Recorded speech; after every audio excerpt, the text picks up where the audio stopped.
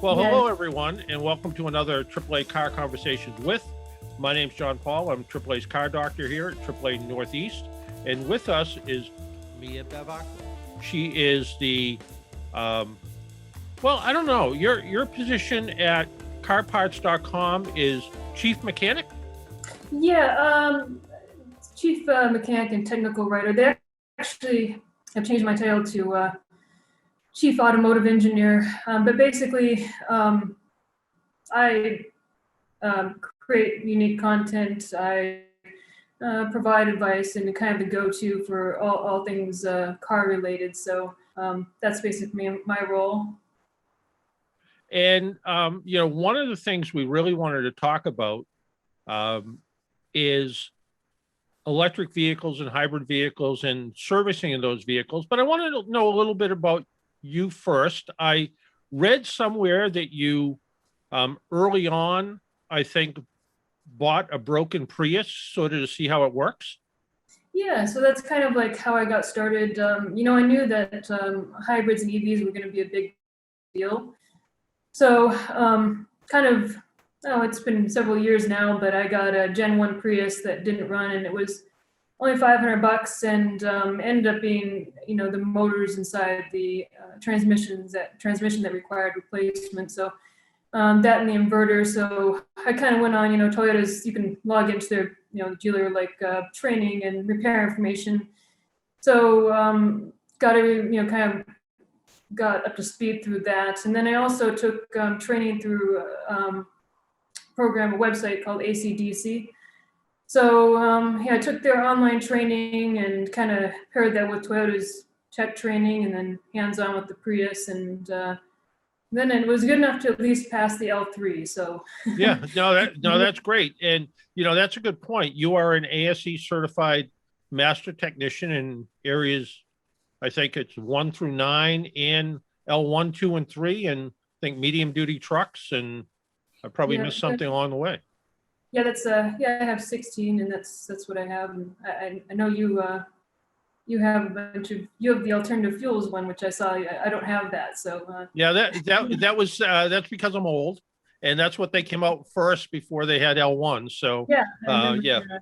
So and that was when natural gas was going to be like the next big thing, and it didn't really get there. And although it's kind of interesting, I never worked on a compressed natural gas car, but fuel's fuel one way or another. And I figured if I knew what made a gasoline engine run, I could figure out what made a compressed natural gas car run. So kind of an interesting thing.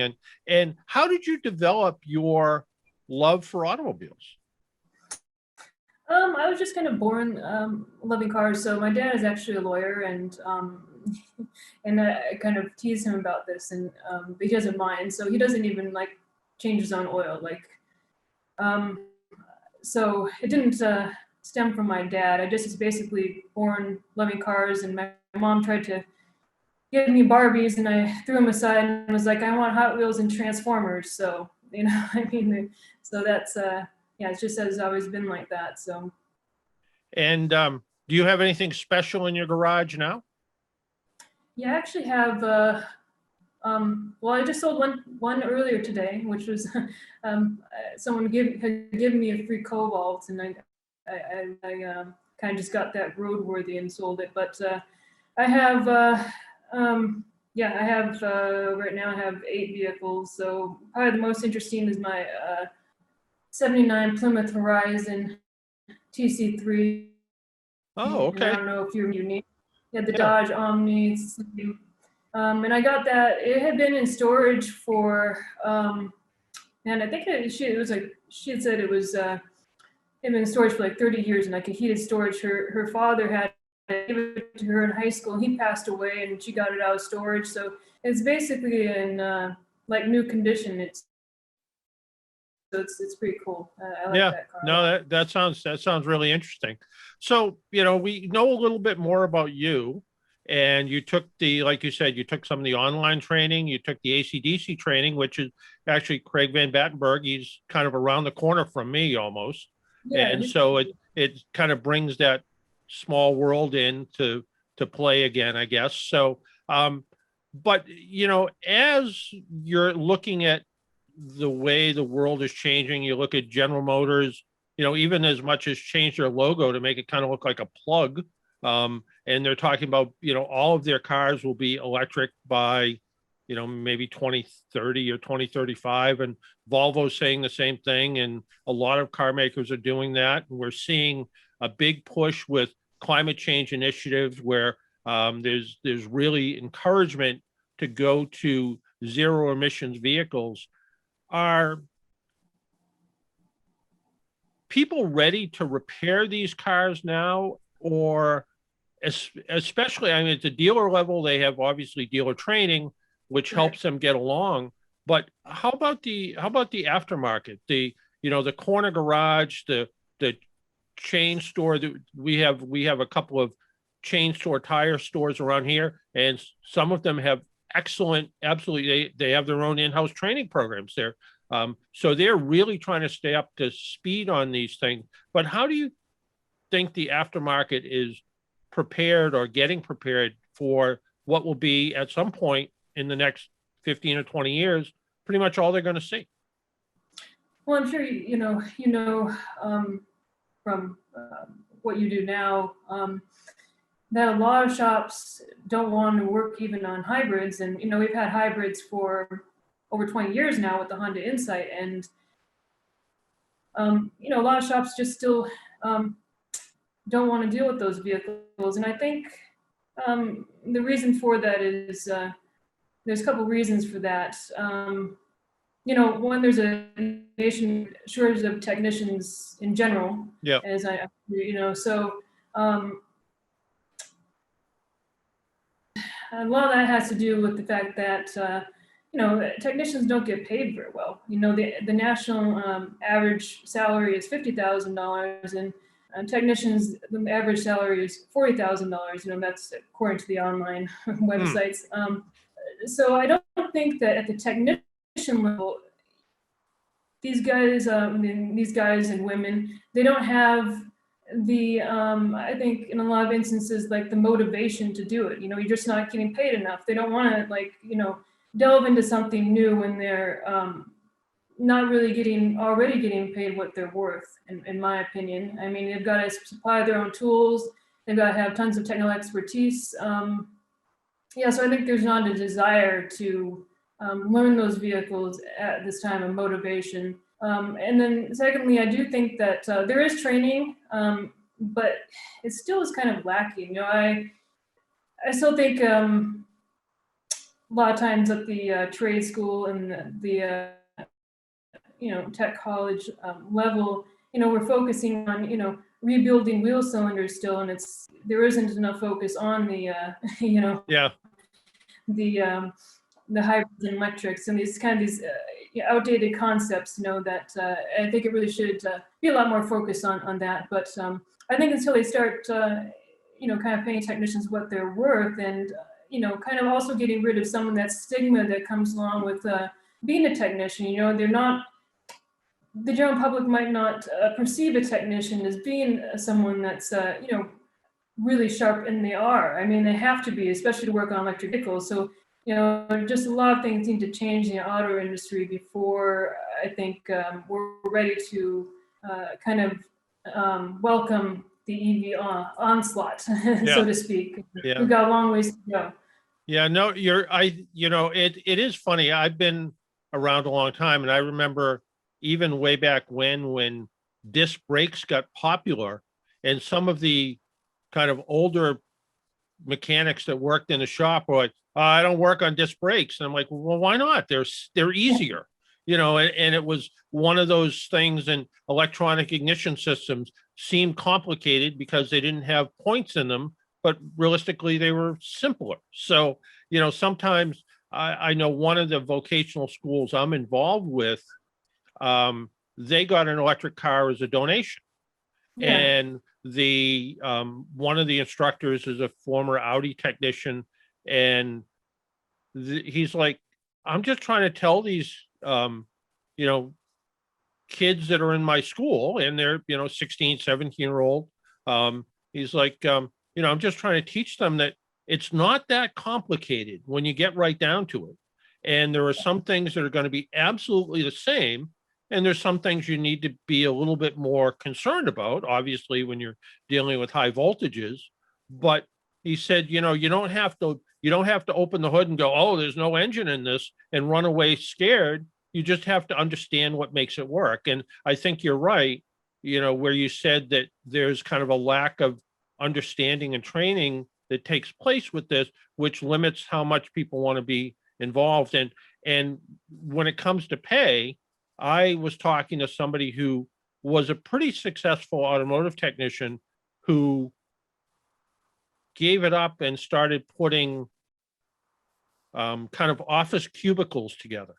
Yeah, that's And I said, how come? And he goes, I make more money putting office cubicles together, and I need an Allen wrench and a cordless drill, and that's about all I need, as opposed to having, $15,000 worth of tools. And he said, honestly, the work's easy. Yeah, that's the same story I hear all the time. And yeah, I totally agree. And yeah, there's always, I remember, man, when I was in high school, even, there was a shop that refused to work on anything but carburetors. And it's like, no, I'm sure that shop is long gone because, they didn't want to work on fuel injection. So there's always kind of like, kind of resistance to that new stuff from some people. Yeah, and if you don't have any motivation to kind of overcome that resistance, then it can be a problem. No, it's funny you say that. If that shop was still around, they'd probably do really well because there's nobody out there that fixes carburetors. Yeah. Yeah, maybe you're right. Yeah. I can say that, and I joke too, because it's like, I have, a certification hybrids and electric vehicles, but don't ask me to tune a carburetor because that's not something I'm familiar with. And so. Yeah. And there's somebody I used to work with, and now he went to a Votech school, went to work as a technician, became a trainer for Ford. Now he's working in their AV program. And I used to drag him out every once in a while to talk to high school kids. And I'd kind of tee up the question about, Peter, can you tell me about points? And he goes, yeah, it's something to get on a mortgage. He says, if they're in a car, I have no idea what they are because why would I? And, the reality was he actually knew, but he said, why, stay on that, talk about it for a second, get it over with, and talk about, testing voltage drop. It's much more important. And I think that's one of the things we need to think about. So not everybody brings their car to the dealer. Not everybody buys parts from the dealer. There are better than sometimes original equipment parts available on the aftermarket. Where do electric vehicles and hybrids sort of fit in that equation?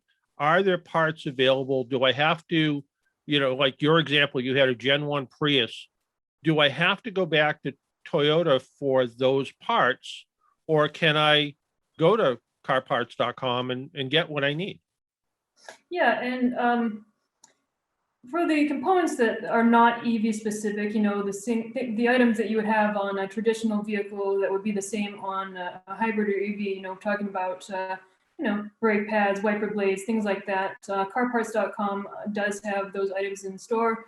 And we have actually just launched a dedicated EV page.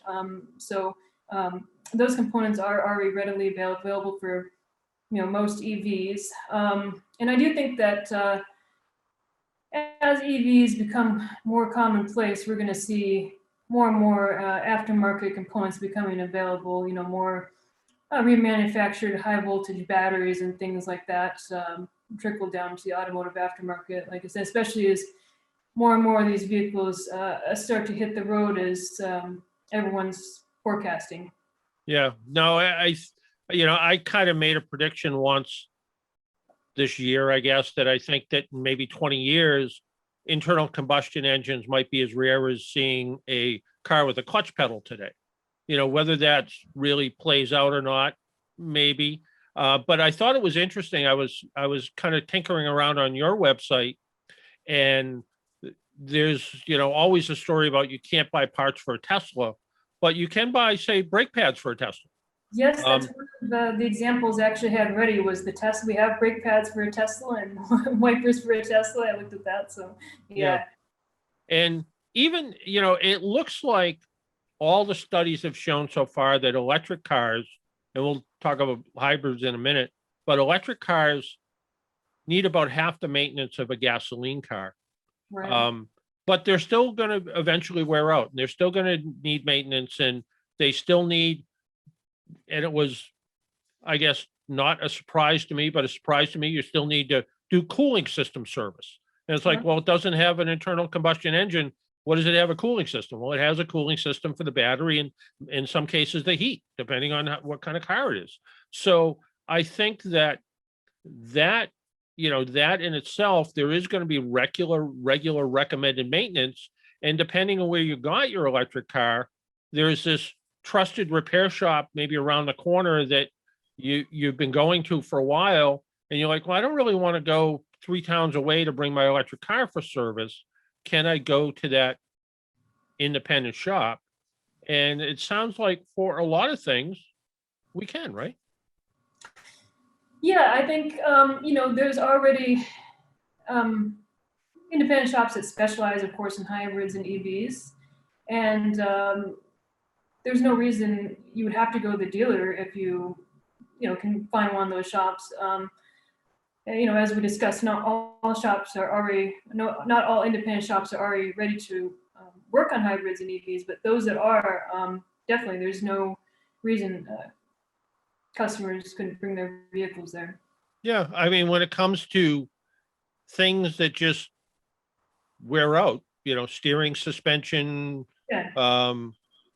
brakes, that type of thing, you're going to do maintenance. So Yeah, and those items, things like that, any shop can handle those. I mean, if you want to get a oil change on your Prius, or you want to get brake pads on your Leaf, most shops are going to have a problem with that.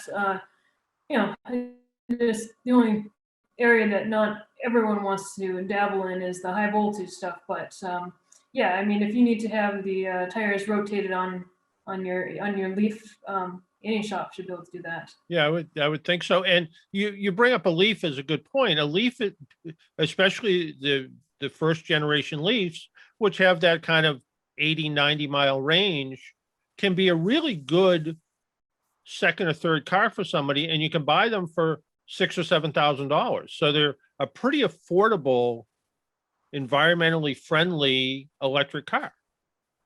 Yeah, the first generation Leaf, I think like it was actually, I think it's real world range and it'd be like 73. I was actually, that's kind of why my next project I want to be, because now there's a lot of them. I mean, I have them locally, I see them online, for $3,000 now that their batteries have degraded, and Yep. now their range is down to 40 miles. So I kind of want that to be my next project. Of course, as far as I know, Nissan, and there's no other aftermarket or remanufactured battery for the Leaf. They're just the brand new one, which is really expensive. Yeah. So I'm considering, taking on maybe replacing individual modules or something, doing something of that nature. But we'll see. Well, you need to find a wrecked Tesla and pull the battery pack out of that and modify it to fit in the Leaf. That would be a supercharged Leaf. Yeah, exactly.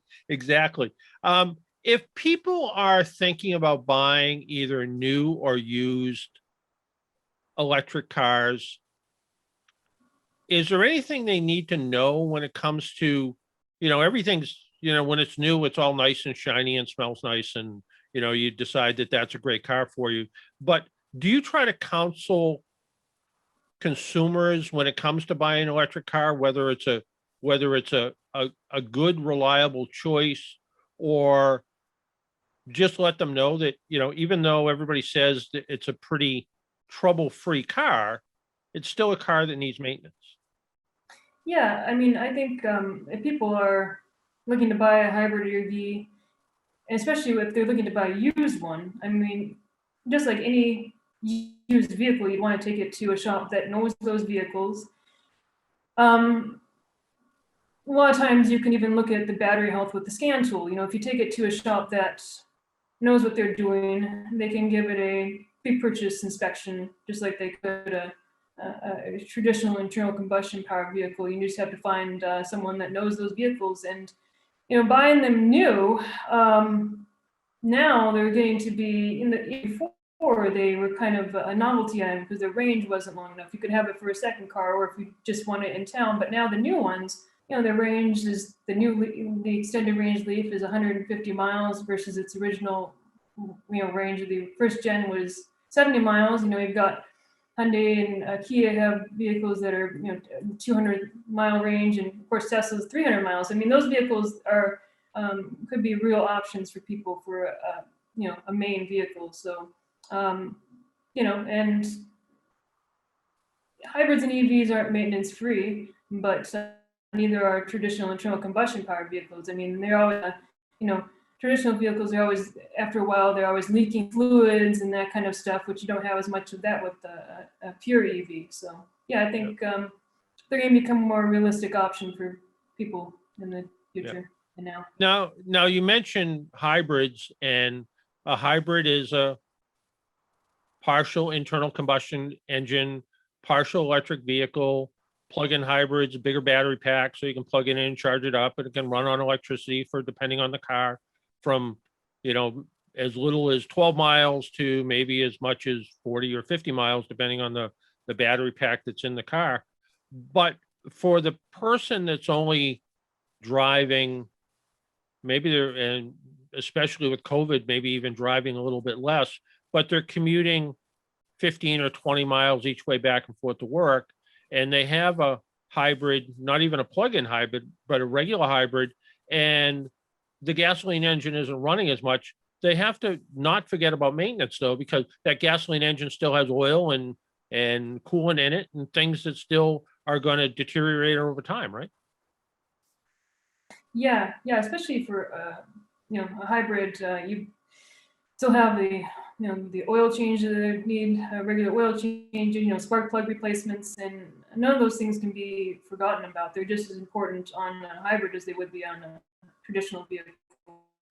Yeah, even on the hybrid that has the 12-volt battery that eventually wears out, and even though the big battery, the traction battery might be okay, we still go out and jumpstart a whole lot of Priuses when the batteries get to be 4 or 5 years old, because it just doesn't run the rest of the system. So it is something that needs regular routine sort of maintenance to make sure you stay up with it. And, should consumers, if they're thinking about, maybe they're transitioning away, they've had their hybrid or electric car for a few years, it's out of warranty, they're thinking about going to their repair shop they used to, should they feel comfortable with aftermarket parts? Or the aftermarket parts, in your opinion, the quality that that meets or exceeds the original equipment part? Yeah, I think and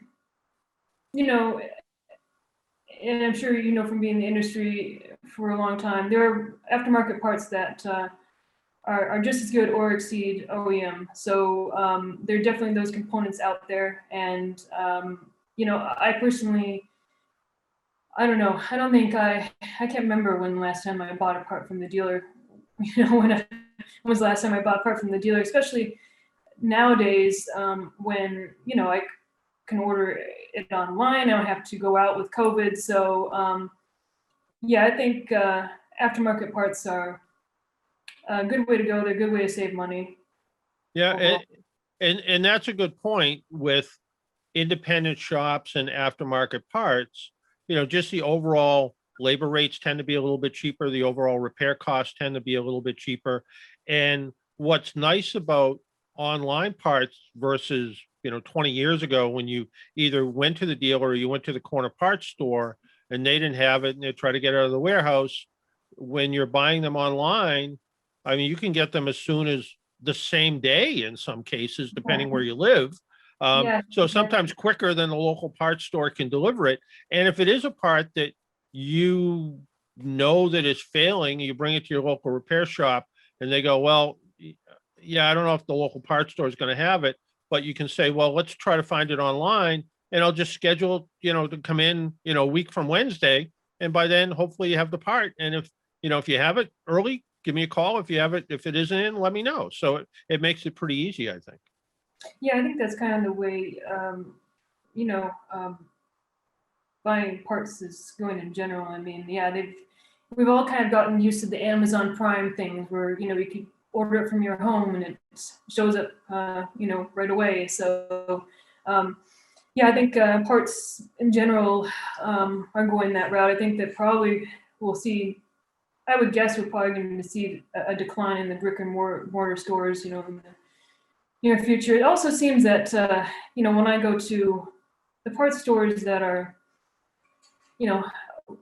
local, they do seem to, the prices seem to be often higher than online too. It seems that like that. So, yeah, I think that, that's kind of the way society in general is going when as consumers purchase things online and have them delivered. So, Yeah, no, you're absolutely right. So I think we can both sort of agree that at some point the future looks like it's going to be electric.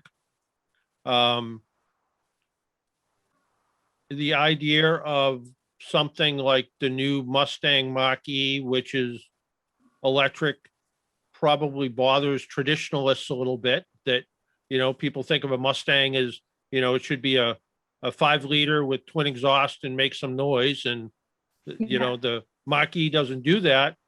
Although it's probably faster than the majority of most Mustangs that were ever put out as far as stock vehicles. I happen to have a problem with a 4-door Mustang. That just seems weird to me, but that could be a generational issue, I think. But I drove it for 3 or 4 days and it was a really good car. It handled well, it rode well. The performance was really good in it. And the usability was good. It was a hatchback and it had front storage where I could go to the grocery store and drop my bags in the front. And it was kind of a nice little storage compartment and stuff didn't roll around. So it was a pretty interesting functional vehicle that had, the one I drove was an all-wheel drive. And it had about a 230-mile range, I think. So, Yeah. pretty usable vehicle. And I could see how that could replace a lot of people's primary cars. Yeah. Yeah. I'm jealous you've had a chance to drive one of those. I saw one at the dealership, but and just saw my first one the other day. But yeah, yeah, that's what I'm saying. Like that's a vehicle that could be your sole form of transportation, and really without compromise. I mean, they've got all the amenities that a regular traditional vehicle would have, and you don't have to compromise. There's the heat and the AC works great. It's got automatic climate Yep. control. Probably heated seats and steering wheels. I don't know, but it's got all that. So, yeah, that's the kind of thing I'm talking about. They've EVs have gotten to the point that they're not a compromise anymore. They're not a compromise. And for a repair shop to succeed in the future, they have to think they're not a compromise anymore either. And it's going to be, they have to look to the future a little bit and say, well, if we want to succeed, if we want to stay in this business, we need to be able to fix electric cars. Yeah, agreed. Yeah. I think there's a kind of a long road ahead for that, but it did take a while, from the transition, like we've talked about in the past, transition to fuel injection and, OBD1, what that was like. I was actually, when that OBD1, I was kind of, I was pretty much a baby, but I've heard of how everyone was, really frustrated when OBD1 came out and like those, first computer controlled vehicles. So, and it's now we're to the point where that's second nature. So there's, I think, quite a long road ahead until all shops are working on EVs. But yeah, eventually things will have to change. Yeah, they will. And before I let you go, a little bit off the subject, though, is automotive education. And, I am, when I'm involved with probably 4 or 5 vocational high schools, and I go in, and it's still a little bit of, prior to them getting into the school, it's like, oh, why do you want to do that? And I don't care if it's carpentry or electrical or plumbing or auto repair, and a lot of kids today get sort of pushed into college. Um, what's your feeling about that? And how do you feel about automotive vocational education, or any vocational education, not automotive, but any vocational education? Um, are there, you did what you did, and then you went on to get a degree in advanced automotive engineering, and maybe not everyone's going to do that, but not everybody's made for college either. What's your thoughts on that? Yeah, I totally agree. And I think, like I was saying, I think part of it is, and I don't know how the automotive industry and it could go around about doing this, but somehow to kind of like fight that stigma that goes along with being a technician, because especially nowadays, I always joke like these technicians need to be, half, electrical engineer. So they're Yeah. not giving technicians enough credit, and somehow it would be great to combat that stigma. But I agree. Not everyone needs to go to college. I mean, I know people that they have master's degree and degrees they've done nothing with. So for me, I think it's basically about, following your passion. So if that is your passion, you're going to be successful at it. Yeah.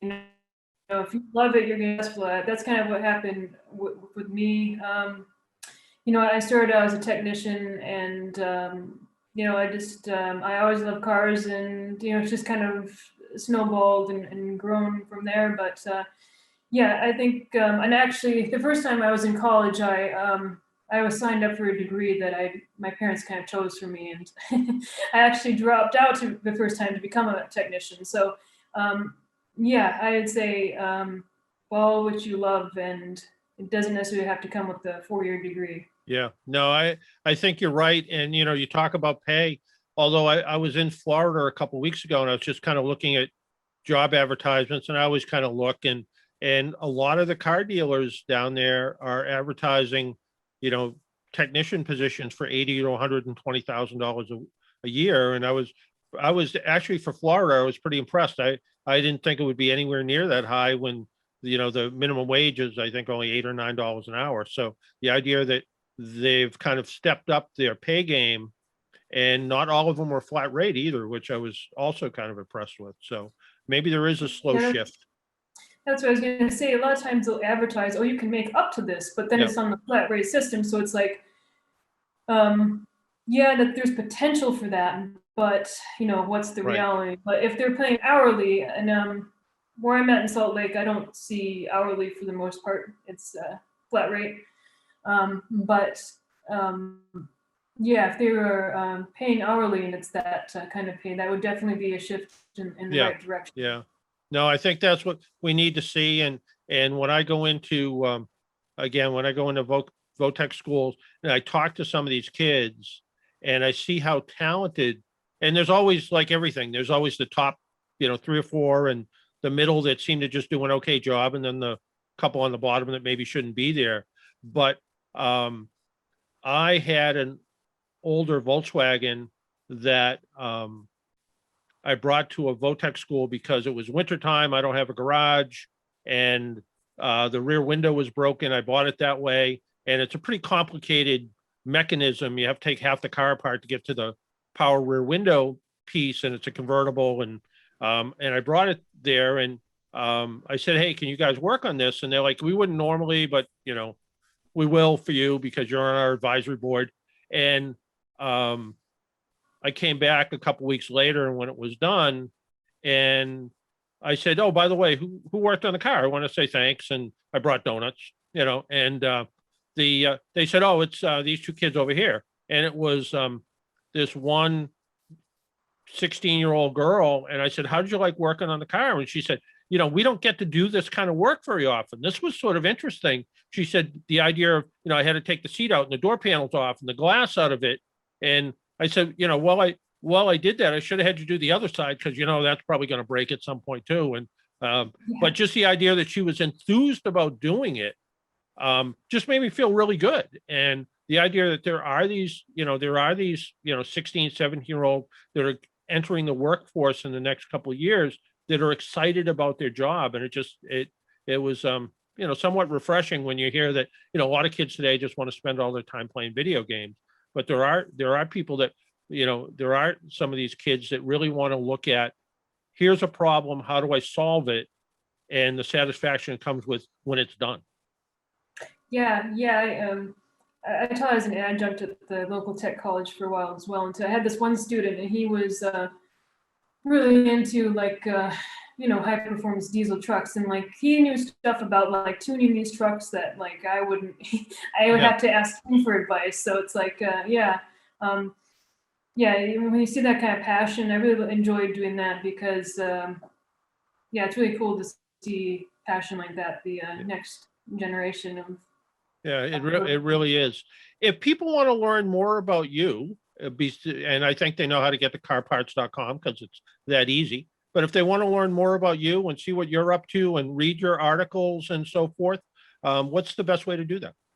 Yeah, I have my author bio on there. You can get to all my articles, and I'd have to, I guess you can Google my name, but and I don't know what the exact address of that is. But yeah, if you type in car part, if you Google carparts.com and Mia, that'll come up with my with everything there is to know about you. Yeah.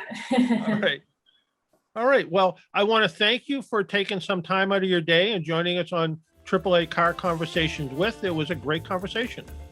Yeah, thank you so much, John. I appreciate it. It was great talking to you. All right. Thank you. Take care.